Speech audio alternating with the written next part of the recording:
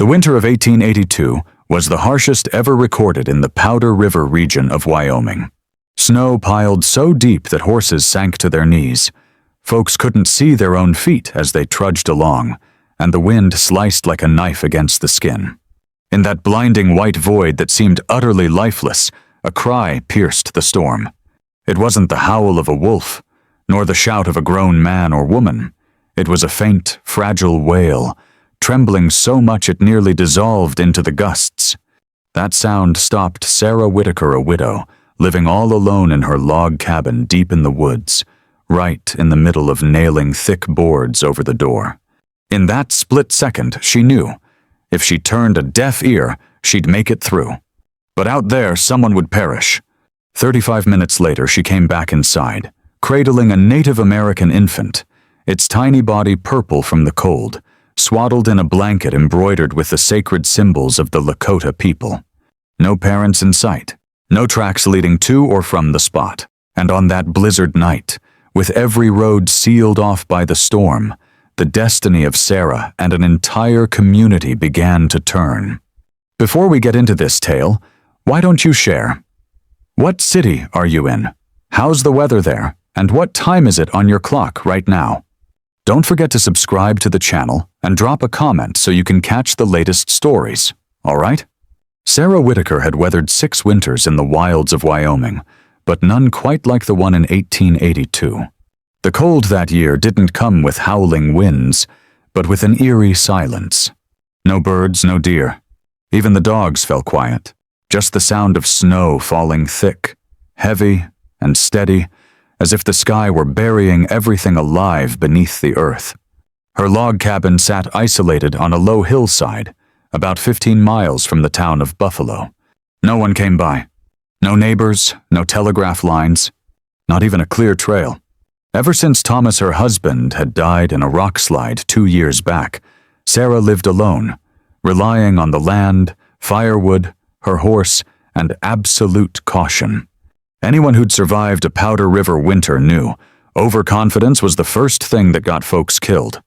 That morning, the sky hung gray and heavy as lead. Sarah had stoked the fire early, cooking up her last pot of stewed beans before the storm clamped down. She bolted the barn door, sealed the stove, and checked every window shutter. The wind was shifting. Gusts rolled up from the canyon like echoes from a time when no human voices spoke. And then she heard it, the cry. Nothing like anything else in the storm. Not the moan of the wind, not the crack of breaking branches, not the sharp yip of a fox. It was a small, high-pitched wail, lonely, coming from the edge of the pine woods to the east, where no one dared go these days, what with the wild animals and avalanches. Sarah froze, her hand still clutching the log she'd just tossed into the fire, her eyes fixed on the window. She knew she shouldn't go out. Not now. Not with the winds piling up. Not when the temperature was about to plunge to where skin froze solid in 7 minutes. She knew it well, because she'd dug through snow herself to haul back a lost wanderer's body for burial. But the cry came again, weaker, fainter, and sounding like it was fading away. Sarah bundled up so fast she barely realized she was doing it. She threw on Thomas's old buffalo robe coat, yanked her thick wool hat down over her ears, and grabbed the coil of rope always hanging by the door, a frontier lifeline. Tie one end to the house post, use the other to feel your way in a blizzard. If you got lost, follow the rope back. If the rope snapped, you'd gone too far, and there was no coming back. Snow stung her face the moment the door cracked open. Wind slapped her ears. Every step was like stomping into nothingness, and each gust felt like it might yank her off the ground. But Sarah followed the cry, one hand gripping the rope tight, the other shielding her face, feet shuffling sideways like on a sheer slope. 16 steps, 28 steps, 33 steps. Sarah dropped to her knees, right at her feet, a small bundle, nearly buried in snow, with just a corner of embroidered fabric peeking out deep red and dark green, swaying in the wind like a whisper on the verge of silence. She bent down, brushed away the snow, soft cloth woven in a way unfamiliar to white folks. Peeling back the layers, Sarah saw a tiny face purple with cold, still thick lips trembling as it drew what seemed like its final breaths.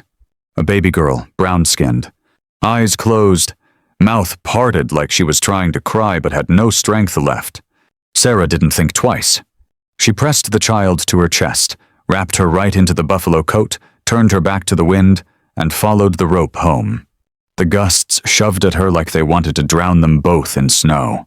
But this time Sarah wasn't alone. In her arms was a life, a question, a confrontation, and she had no idea that this baby would upend everything the authorities, the community, and even she herself had always held as unchangeable. The door slammed shut behind Sarah, sealing out the last blast of frigid wind. She stood still in the dimly lit kitchen, the fire casting faint shadows, her feet ankle-deep in the snow she'd tracked inside, one side of her coat still steaming with cold vapor. The baby lay motionless in the buffalo hide, so light it felt almost weightless. Sarah laid her on the table, rummaged for dry blankets and warm water, and began the routine she'd used during the polio fever of 1879, reviving with breath and care. Every motion came from instinct, no fear, no hesitation. Wipe the hair dry. Warm the hands. Rub the soles of the feet with heated cloths. Pry open the child's lips with a small spoon and drip warmed goat's milk, letting each drop roll onto the tongue. Sarah thought of nothing else but one thing: keep her alive until morning. She fed more wood to the stove. Her hands, calloused from chopping firewood and handling horses, now gently stroked the tiny forehead. She checked a scratch on the temple not deep, but the blood had crusted with ice. A small leather necklace hung around the baby's neck, its bone pendant carved with intricate designs, not cheap trinkets, but sacred items. Sarah recognized those patterns, the motifs of the Brûlé Lakota. Every stitch on the blanket wrapped in traditional weave, with threads of deep red and indigo intertwined like a code. This wasn't a child abandoned carelessly. This was a baby born into a community with order, rituals, and loved ones. The little girl started breathing more steadily. Movements returned slowly to her hands and eyes.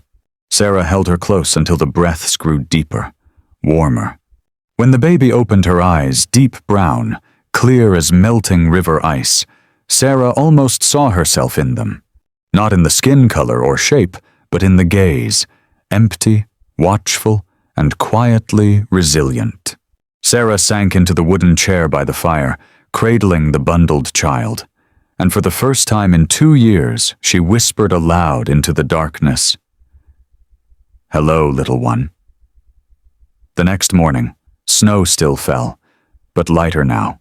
The sky was a kinder gray. The wind had stopped howling. Only the crackle of wood in the stove broke the quiet. Sarah placed the baby, now sleeping soundly, into an old basket that once held potatoes, lining it with thin blankets and sheepskin. She didn't name her out loud, but in her mind she had a silent one. Rose. Not for the flower, but for the thorns, because even on the edge of death she'd cried out. Rose slept peacefully through the morning. By noon, as Sarah shoveled snow from the path to the barn out back, she discovered the first thing that made her pause for a long while. Footprints. Not from animals, not from soldiers, but from people. At least 5 of them, circling from the forest edge right up to the kitchen door and back. No one had knocked. No one left anything behind. Just a silent, deliberate presence. They'd come, they'd seen, they'd known. Sarah didn't panic. She slowly walked back inside, bolted the door, and looked at Rose lying still. The child didn't know what was coming. She didn't need to. Sarah's job was to keep her alive.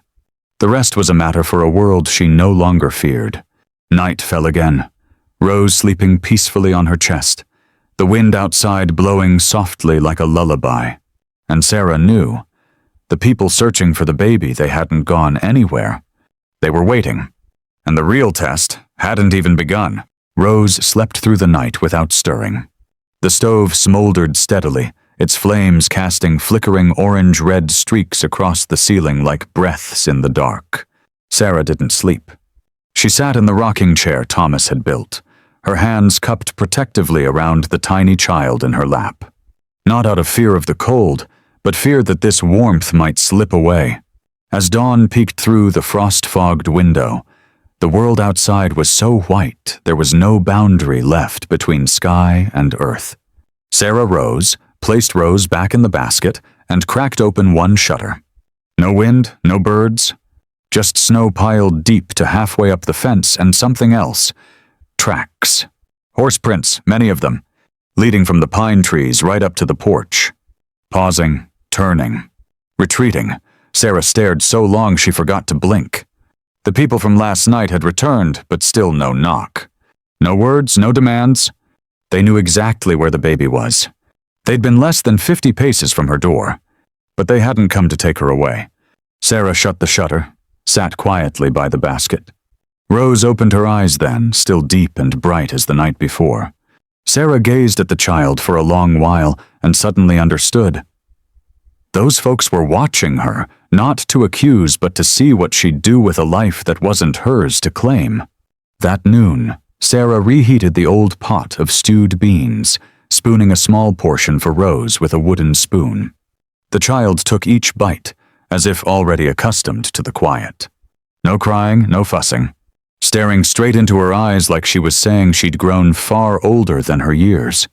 By afternoon, Sarah bundled Rose in extra blankets, donned her coat again, and stepped out back. Not to hunt for footprints, but to confirm her gut feeling. And she wasn't wrong. On a patch of snow about 60 paces from the house, there was trampled grass, 4 clear hoof prints in a crescent arc. Someone had halted their horse there and sat through the night. Nearby, remnants of native tobacco, the kind used in ceremonies. Sarah stood motionless for a good long time. And in that moment she knew she wasn't alone anymore. Not just because someone was watching, but something deeper. Rose wasn't a child without roots. This baby was part of something bigger, a bloodline, a legacy, a faith that had been lost and was being reclaimed. That evening, Sarah mended Rose's blanket, patching the tear on the right edge with her own red thread. When done, she wrapped the child up and carried her out to the porch. The sky was a pale blue. Snow had stopped falling. At the horizon's end, the pine ridge seemed to gaze back at them. She said nothing, just stood there, looking toward the direction she knew eyes were fixed on her. Then gently, she lifted Rose high, not like someone seizing what wasn't theirs, but like someone asking to hold on a little longer. Inside, the stove still burned. But outside, amid the silence of snow-capped mountains and ancient woods, a message had been sent. Sarah Whitaker wouldn't deny this child's past. But she wouldn't let her perish in the hands of a stranger's future either. As she lowered her arms and turned back inside, she had no idea that simple gesture, a lone woman standing in the freezing cold, holding a baby aloft, would be retold for decades around campfires, in stories of a blizzard and a widow who bowed to no law but the one in her heart. Rumors spread faster than a winter gale. 3 weeks after Sarah found the baby, the town of Buffalo had started whispering. Folks said, the widow up on the hill was keeping a red-skinned child. Some claimed she'd plucked it from the frozen body of a Lakota mother.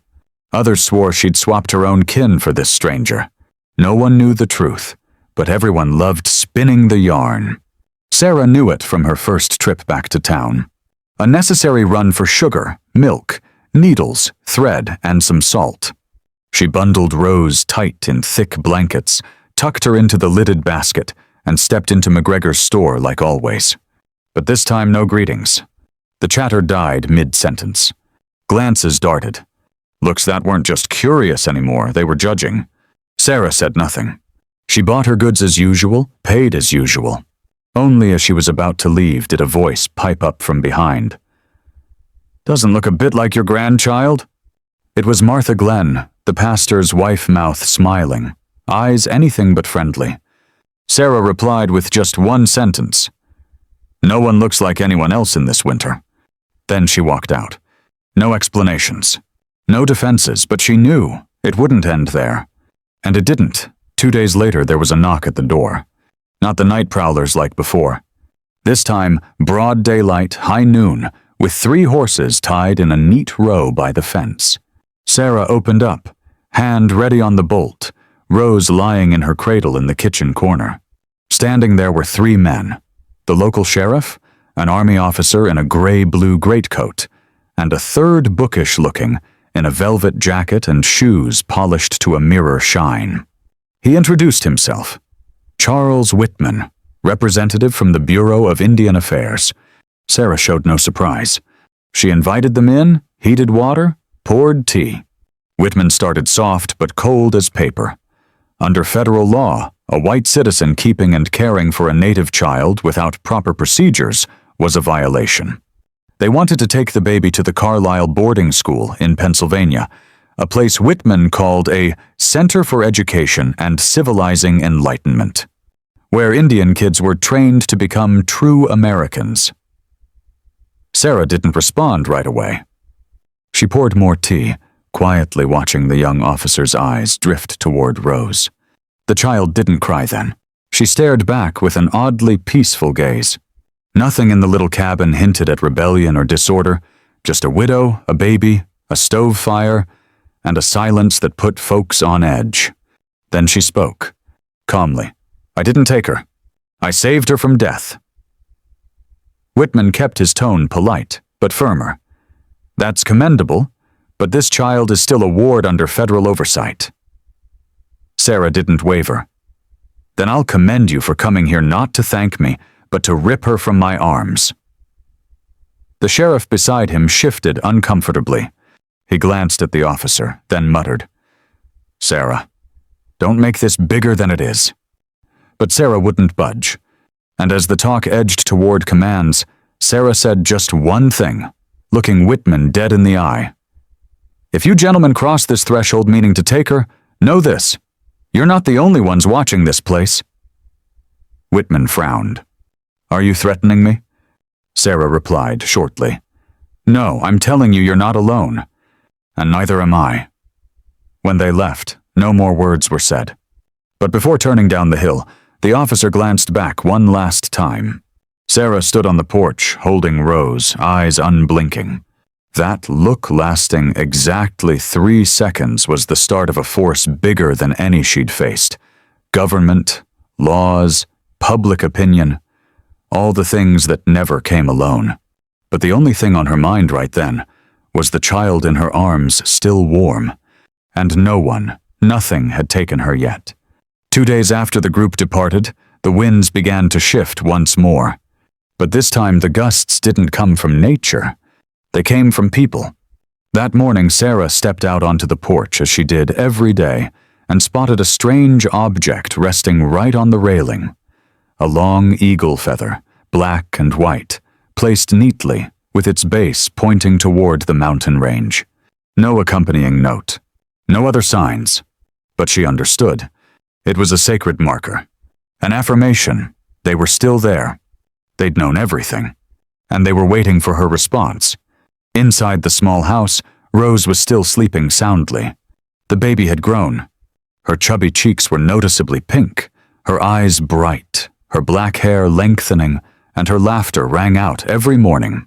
She recognized Sarah's voice, turned her head at the sound of footsteps, cried around strangers. But it was those very signs of health that made Sarah realize time wasn't standing still. It was pushing them closer to the brink of a choice.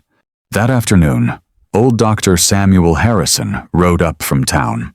He was one of the few who'd helped Thomas when he was alive, and the only person in Buffalo whom Sarah trusted not to be swayed by what folks were saying. He arrived with the excuse of just dropping by to check on mother and child in this cold spell, but both knew he was there to verify something else. Whether Rose was truly being cared for, as the rumors claimed. Harrison didn't say much. He checked her eyes, measured her pulse, tested reflexes, examined her skin, palpated her belly. The whole exam took less than 20 minutes. Then he set down his stethoscope, sighed, and looked at Sarah. "This child's healthier than any I've seen in town this month." Sarah stayed silent, but her nod was enough to cover an entire conversation. The doctor stood, pulling a blank sheet of paper from his bag. He said, "If you need it, I can write a medical certification. That removing the baby now wouldn't just be unreasonable, but dangerous." Sarah just looked at him, said nothing, but her hand rested lightly on Rose's shoulder. Like a quiet thank you. The doctor left not long after. As soon as he vanished from view, the distant dirt road echoed with the sound of hoofbeats. Many of them, not one, not three, but nearly 10. And this time they didn't halt at the fence. They rode straight toward the porch.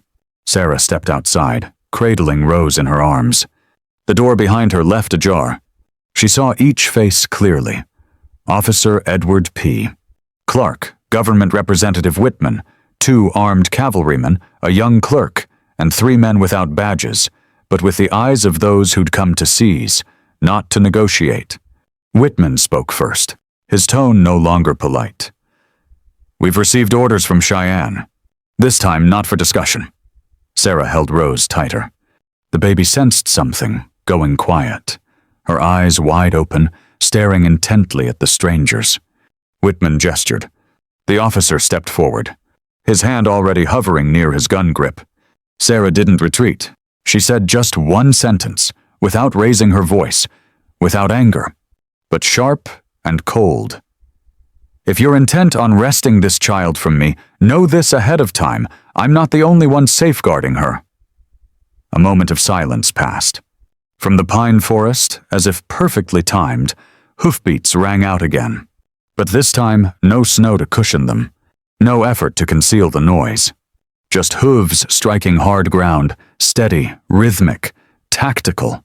From 3 directions, east, north, and west. Small groups on horseback slowly emerged from the forest's edge. No one spoke, no one brandished weapons.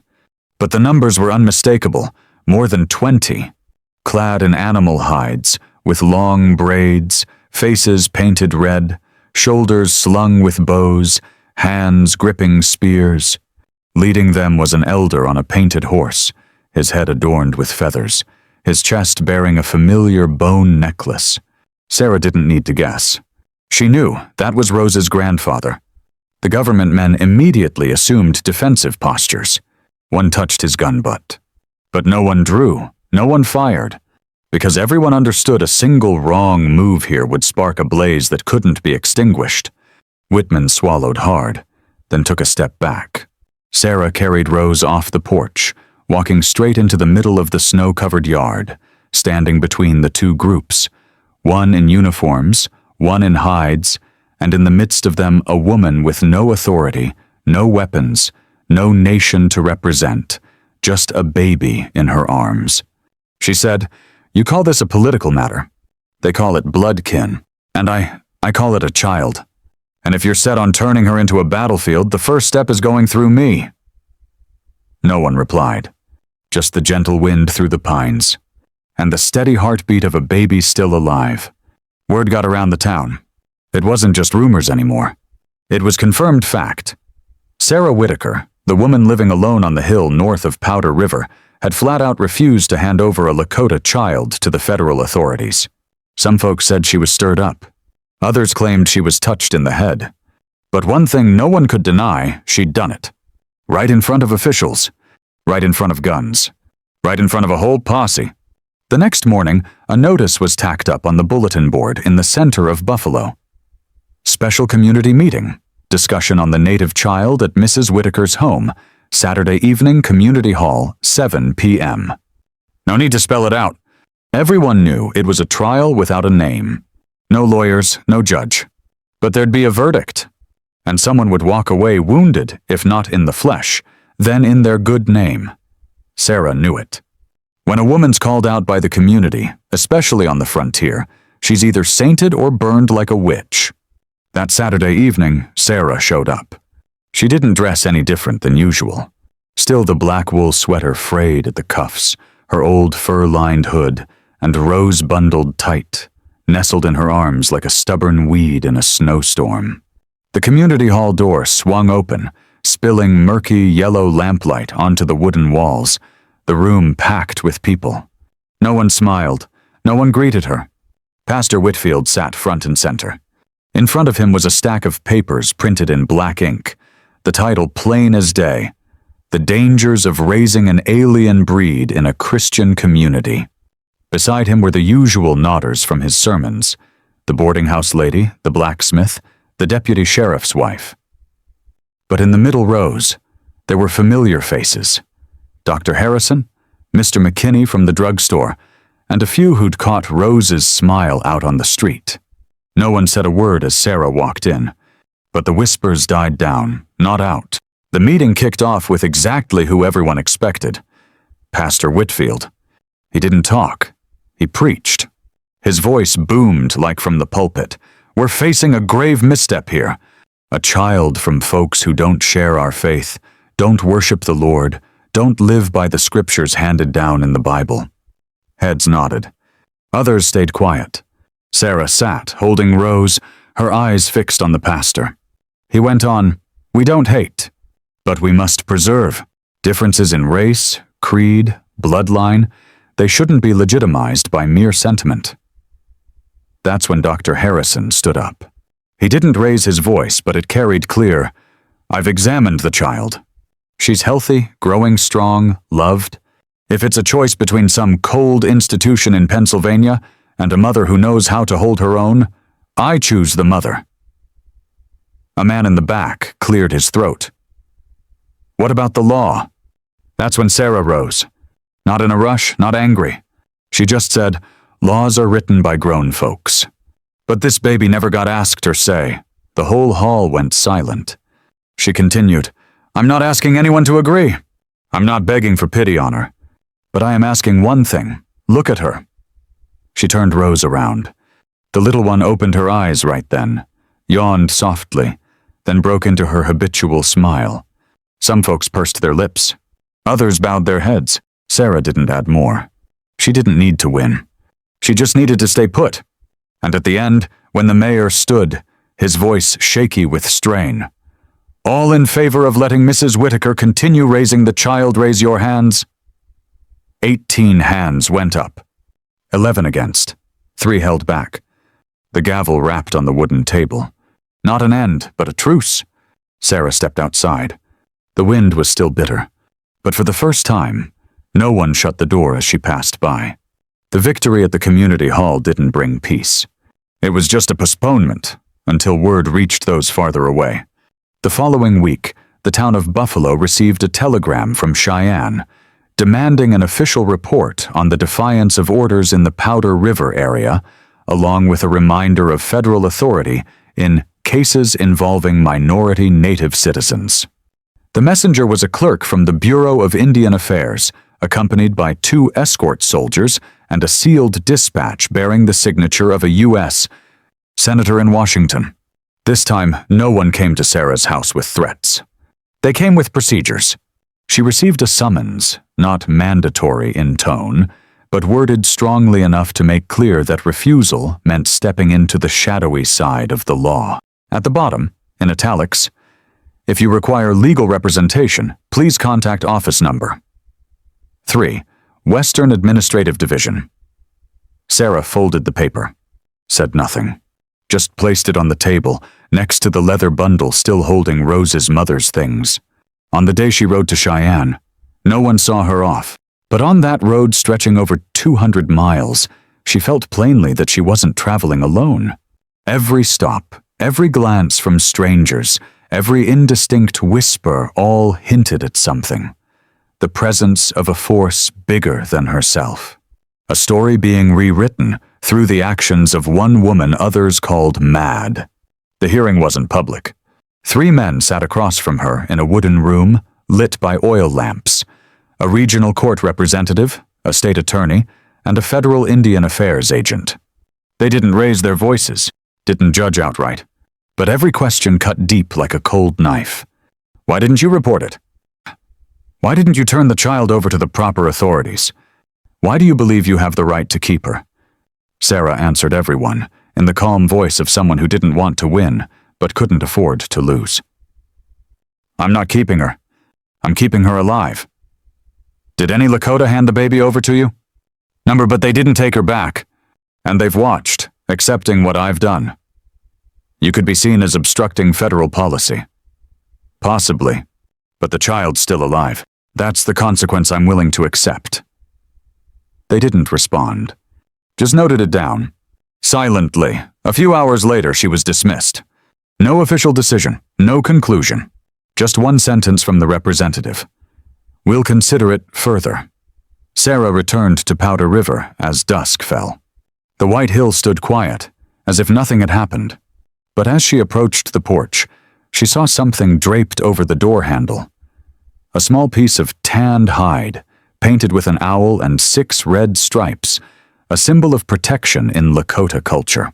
Beneath it, a neatly tied young pine branch. Rose was still asleep in her basket, cheeks rosy, hands clutching the blanket's edge.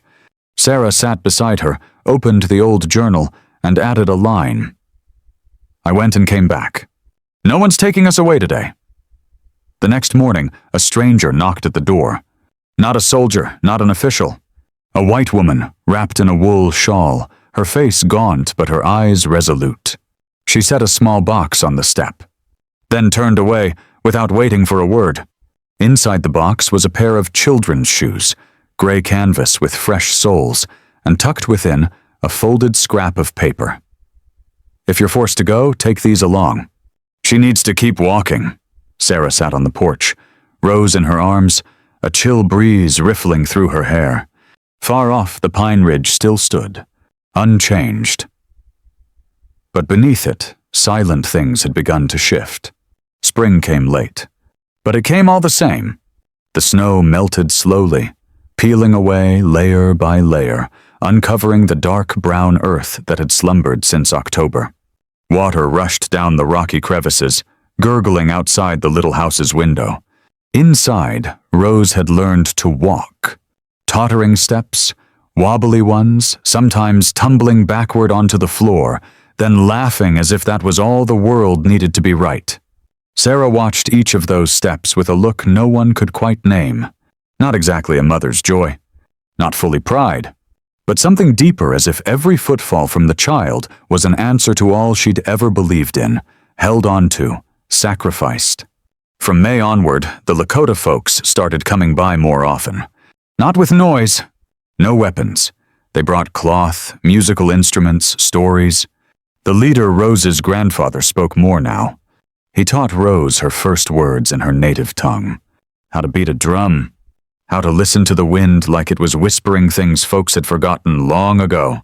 Sarah didn't butt in. She took a step back, quietly becoming the bridge. She learned new things, not for her own sake, but so she could hand this child something more whole.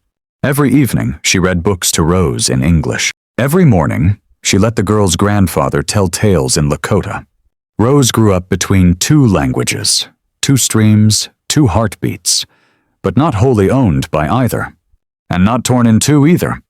The girl grew into a child who listened before she spoke, who gazed long at folks before calling their names. The townspeople called her the child between 2 worlds. The Lakota called her Wichapi Hota Win Gray Star. Sarah just called her Rose. Many years later, when Rose had become a young woman, she finally showed her the small bracelet, the piece of hide painted with symbols her mother had left. Rose touched each one, not asking much, but that night, she sang her first Lakota song in a low, slow voice, like she was calling ancestors back through the firelight. Sarah didn't live to see it all. She passed at 78, in her sleep, on a quiet, early autumn night. No one wailed loud, but when word got out, the whole town of Buffalo came, along with more than 10 Lakota families from up north. Her funeral drew those who'd fought her hardest, and even strangers who'd only heard the story. Of a woman who'd cradled a child in a blizzard, not out of duty, but because she couldn't help but do it. Rose was the last to lay a hand on her coffin. No tears, just a whisper in both tongues.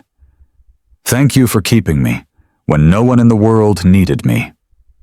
Many years on, folks still told that tale, not as some legend, but as a lesson that some people don't need to see the future to do what's right. That family doesn't always need the same blood, and that some children like Rose grow up to be bridges, not walls. On the simple stone marker set up on the hill, where Sarah was buried beside Thomas, there was just one line. I heard the cry, and I stepped out.